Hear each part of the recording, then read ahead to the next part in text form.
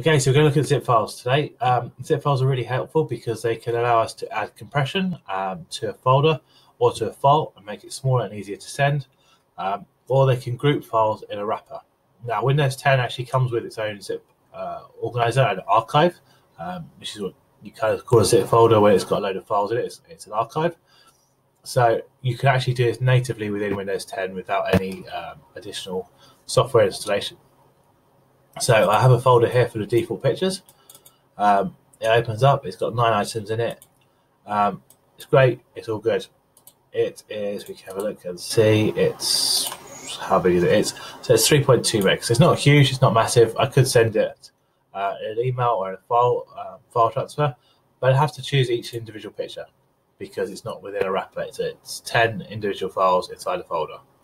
So what I can do is in Windows 10, I can right-click on it. I can go to Send To, halfway down the menu item, compressed zip folder, and it's going to create a copy of the folder. It's going to give it the same name by default. You can change that afterwards or during the process. It hasn't actually compressed the file at all, or if by much, so it's 3.21, and that is 3. So we've saved 0.3 of a meg in file size. But what we have done is we've created one singular folder or one singular file that we can email. We can send via transfer software. We can save to a memory stick. It's one easy file, so it doesn't get lost. So we don't lose any pictures. We don't lose anything inside the container. Now, nice and simple. But what if we wanted to make it smaller? So we wanted to make it smaller than 3.2 by quite a substantial amount. Maybe this file is got hundreds of photos rather than just 10, and we need to shrink it down to email it, or it's too big to fit on a memory stick. Our favorite program for this kind of thing is actually a program called 7-Zip. So we're going to grab that and install that and go through the process for us.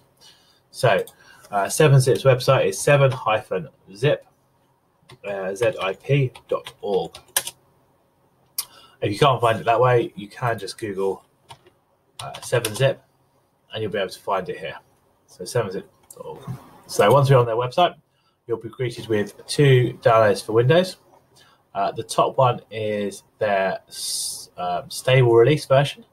This is the one I would recommend doing. If you see below, you've got an alpha version. This will be a build that they're working on that they want to try and give out as free or show new features in. But I would not recommend downloading this version because it's likely to have bugs or glitches or corrupt or just break. Because it will be them playing around with new features. So we're going to grab the 64-bit version for our Windows program download to leverage the 64-bit version. If you don't know if you've got Windows 64 or Windows 32, you can right-click on the Start button here and go to System. And when it loads up the About, you scroll down and go to System Info.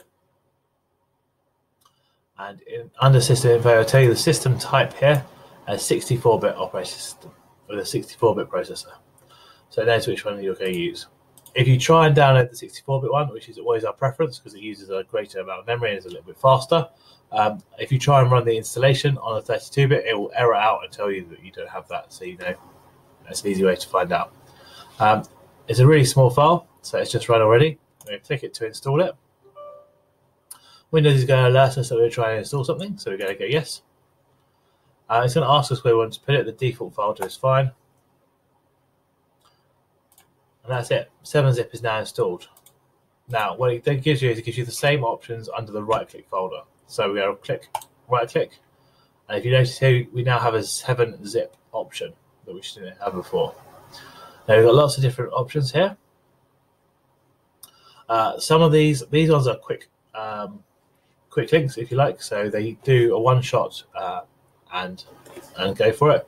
I personally don't like to use them because you don't really know the settings and the settings might change. So we're going to go here to Add to Archive. Like I said prior to this, a zip file with files inside it is actually an archive. If you just zip a file, it's just a zip file. So we're going to go Add to Archive. And here we get a load of options. It defaults the name of the folder for us, which is really helpful, but we can always change that. It defaults the archive format. This is the important one to change and to check. Now we're using our Windows program, and we're using 7-zip. So 7-zip has its own archive format called 7Z, as you see here. This, however, is unique to 7-zip. If you use something like WinRAR or WinZip or another zipping program, it won't be able to read this. They'd have to open this folder within WinZip. Now, if you're just archiving this for your own purpose, it's fine, it's not a problem. But if you're going to send it to someone else and you want them to be able to open it, we're going to change it to the default universal zip file format. There are limitations, but they're very technical and they're not really worth going into. And there's no real disadvantage or advantages for this situation. So we're going to use zip. Excuse me. So next, the option is compressor level. Now this, you generally have a couple of options ranging from store to ultra. Now store is, as we've done with Windows 10, it doesn't really compress it much. It just compacts it into an archive and gives it to you as is. As we discussed though, this is this program we've installed to specifically compress this, because this folder doesn't fit on a memory stick, it doesn't fit in our email system. We want to make it smaller than it actually is already, so that we can send it on to someone else to enjoy. Now, obviously the higher compression rate you go, the more processor power and more resources it's going to take, and the longer it will take depending on how big it is or how fast your system is. Okay, so it's a sliding scale. So you've got ultra, maximum, normal, fastest, fast and fastest, and store. So store, as I said, doesn't compress it at all. Fastest, fast and normal, give it a little bit of compression, and it's going up. Maximum and ultra do its best to try and get it as small as possible, but these will take the longest period of time, and it will depend on how big it is and how much processing power you've got. So we're going to go with normal just for now, and we're going to look at the ultra in a minute to show you the difference. So what we're going to do, we're going to call this pictures normal.zip.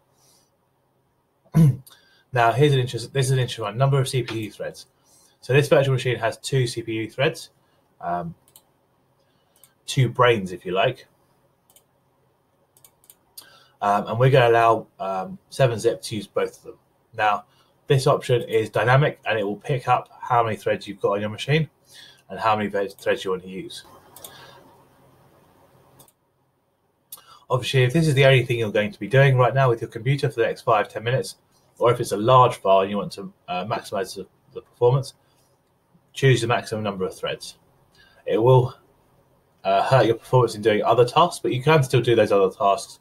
They'll just be a bit slower. Or if you want to let it run and go grab a coffee or a drink or a snack, that's easiest to do.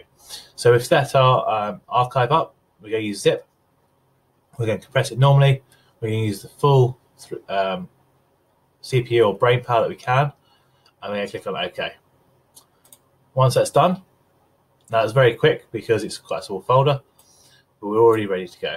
So if we look here, the compression hasn't really made much of a difference on normal, and we've got the same compression or same file size as Windows 10 gave us. So let's go through and try this again under Add to Archive under our 7-zip, and we're going to change this to Ultra. Okay, and we're going to let this run. Now this takes a little bit longer, as you saw, because it's a higher compression, and we should hopefully see a slight improvement. Now the reason this hasn't drastically jumped between normal and ultra is because these pictures are stored as JPEGs, so they're actually already quite compressed. There's not much space to save on them, but what you'll find is, depending on the file type and depending on the files themselves and how many you've got, the savings will be sort of a gradual curve on an increase. But once we've got these, we can then right click and extract. It gives us the option to extract it and to show the files that are extracted. We click on extract and our folders are ready to view. That's how we can zip files and compress files and to make them smaller and put them into an archive for our convenience.